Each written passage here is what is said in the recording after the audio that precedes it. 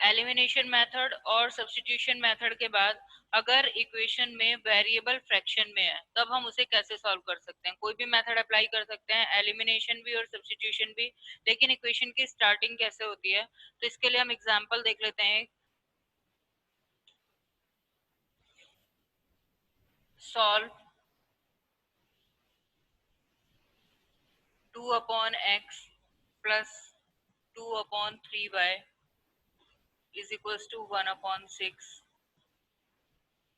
3/x plus 2/y is equals to 0। ये दो equations हमें दे रखी हैं। इसमें हमें दिखाई दे रहा है कि x और y, x एंड y दोनों के दोनों हमारे डिनोमिनेटर में हमें नजर आ रहे हैं। तो जब भी कभी अब हमारे पास वैल्यू ऐसे लिखी होती है 2/x 3/2y, इस तरह की वैल्यू का क्या मतलब है, 2 इंटू 1/x 3/2 इंटू 1/y, इसका मतलब ये होता है।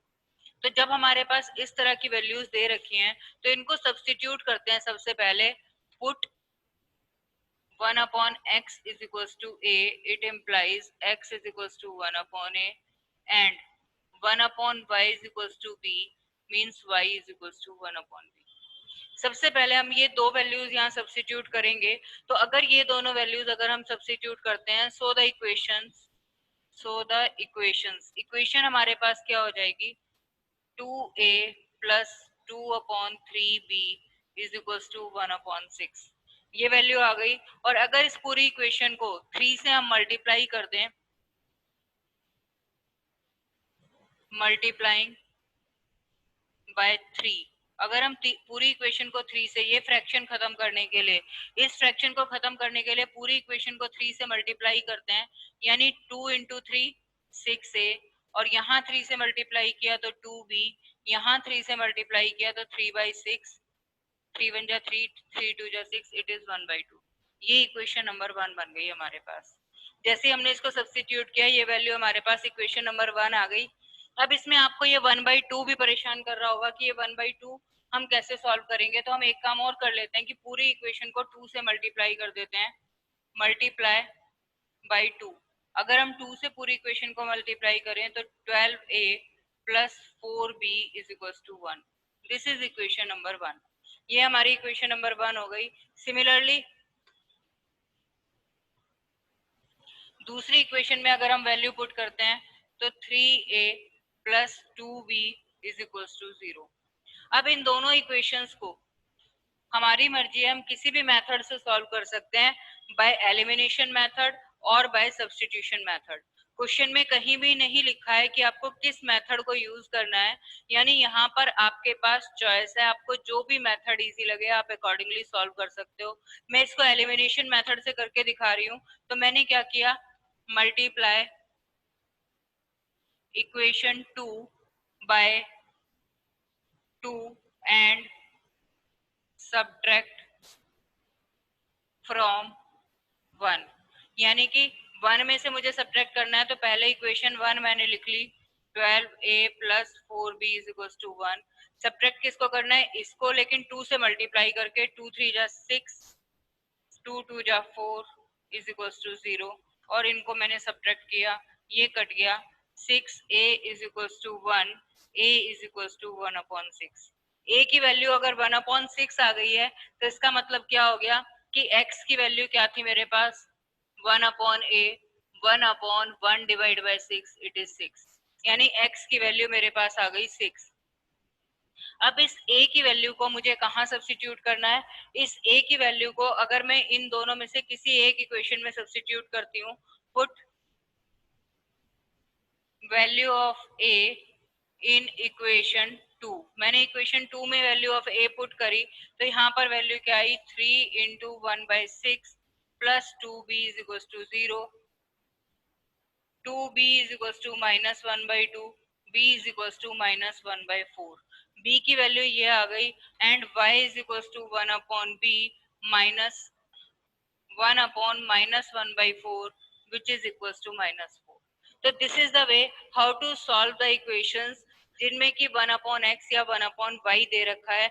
इसी का एक और एग्जांपल भी हम लोग देखेंगे कि वो कैसे करेंगे।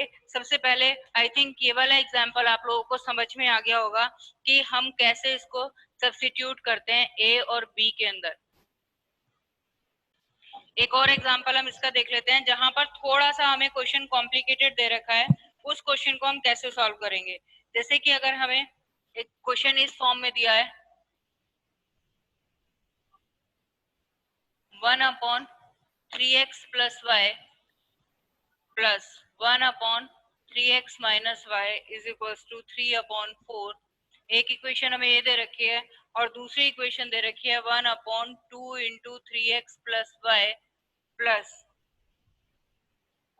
-1/2 into 3x minus y is equals to -1/8। Equation number 2। तो ये दो इक्वेशंस हमें दे रखी हैं, तो हम इनको कैसे सॉल्व करेंगे। देखोगे, अगर आप ध्यान से देखोगे तो इस इक्वेशन के अंदर दोनों में जहां पर x और y था सेम इक्वेशन है।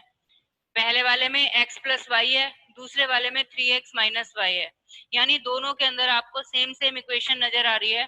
तो इस वाली वैल्यू को हम यहाँ पर क्या करते हैं, late 1/3x plus y is equals to a, it implies 3x plus y equal to 1/a।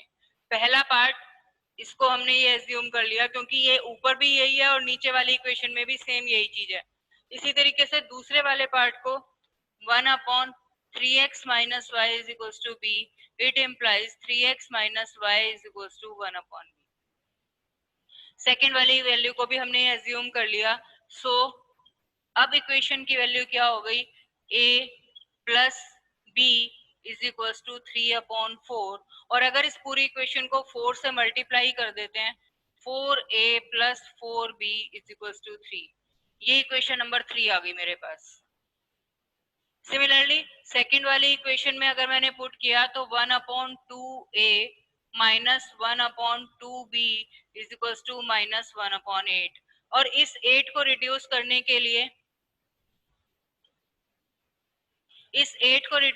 के लिए पूरी इक्वेशन को अगर मैं 8 से मल्टीप्लाई करती हूँ तो यहाँ पर 2 4 जा 8, 4a माइनस 2 4 जा 4b इज इक्वल टू -1। ये इक्वेशन नंबर 4 आ गई। अब आपको दिख रहा है यहाँ पर 4b और 4b दोनों, एक में प्लस का है एक में माइनस का है। तो मैंने क्या करा है यहाँ पर, add equation 3 plus equation 4, equation 3 and equation 4। Equation 3 और इक्वेशन 4 को अगर मैं ऐड करती हूँ तो मेरे पास वैल्यू क्या आ गई, 4a plus 4b is equal to 3। Secondly 4a minus 4b is equal to -1। दोनों को ऐड किया, 4 plus 4 8a is equal to 2, a is equal to 1/4। a की वैल्यू मेरे पास 1/4 आ गई है। Put the value of a in equation 1 और 3 और 4, किसी भी एक इक्वेशन में आप पुट कर सकते हैं। Put value of a in equation 3। अगर मैंने इक्वेशन 3 के अंदर ये वैल्यू पुट करी है तो 4 into 1/4 plus 4b is equal to 3, 4b is equal to 3, b is equal to 3/4। b की वैल्यू 3/4। a क्या था मेरे पास, ये वाली वैल्यू थी, यानी कि it implies 3x plus y equal to 1/a is equals to 1 divided by 4 is equals to 4, यानी 3x plus y is equals to 4। ये इक्वेशन नंबर 5 आ गई मेरे पास। और अगर मैं इसको सिंप्लीफाई करती हूँ तो 3x minus y is equals to 4/3। b का रेसिप्रोकल करेंगे तो 4/3 और इस फ्रैक्शन को खत्म करते हैं तो 3 3 जा 9x minus 3y is equals to 4। ये इक्वेशन नंबर 6। अब इस क्वेश्चन के अंदर डायरेक्ट x और y की वैल्यू नहीं निकली है, पहले मेरे पास इस एक्सप्रेशन की वैल्यू आई फिर इस एक्सप्रेशन की। अब इन दोनों इक्वेशंस को अगर मैं सिंप्लीफाई करूंगी तब x और y की वैल्यू आएगी। यहाँ आपको दिख रहा है y का कोफिशिएंट -3 है। अगर मैं इस इक्वेशन को 3 से मल्टीप्लाई कर दूं तो +3 और -3 आपस में कैंसिल आउट हो जाएंगे। तो मैंने यहाँ पर क्या किया कि मैं इस इक्वेशन को सॉल्व करने के लिए मैंने इस इक्वेशन में क्या किया, multiply equation 5/3 and add with equation 6, multiply equation 5 by 3 and add with equation 6। यानी कि अगर मैं इसको 3 से मल्टीप्लाई करती हूँ तो 3 3 जा 9x plus 3y is equal to 3 4 जा 12, 3 3 जा 9 प्लस 3 इज इक्वल टू 3 4 जा 12 और यहाँ से वैल्यू क्या है 9x minus 3y is equal to 4 और इन दोनों को मैंने ऐड किया, ये कट गए तो यहाँ से वैल्यू आई 18x is equal to 16. It implies x is equals to 16 upon 18, 8 upon 9. x की वैल्यू मेरे पास आ गई 8 upon 9 और इस वैल्यू को मैं अगर इस इक्वेशन में पुट कर देती हूँ, put the value of x in equation 5, put the value of x in equation 5 तो आपके पास आंसर आ जाएगा, y की वैल्यू भी आ जाएगी। यानी आपने क्या करा, now put the value of x in equation 5। Equation 5 ये थी 3 into 8 upon 9 plus y is equals to 4, 4 minus 8 upon 3, 4 upon 3 and this is the solution of the equation। यानी कि जो भी फ्रैक्शन में वैल्यू दे रखी है उनको हम a और b एज्यूम करके सिंपल इक्वेशन की फॉर्म कर लेते हैं और फिर हमारे पास हमारी मर्जी है कि हम सब्स्टिट्यूशन मेथड अप्लाई करें या एलिमिनेशन मेथड। कोई हार्ड एंड फास्ट नहीं है कि आपको सिर्फ उसी से करना है जब तक कि क्वेश्चन में मेंशन ना हो।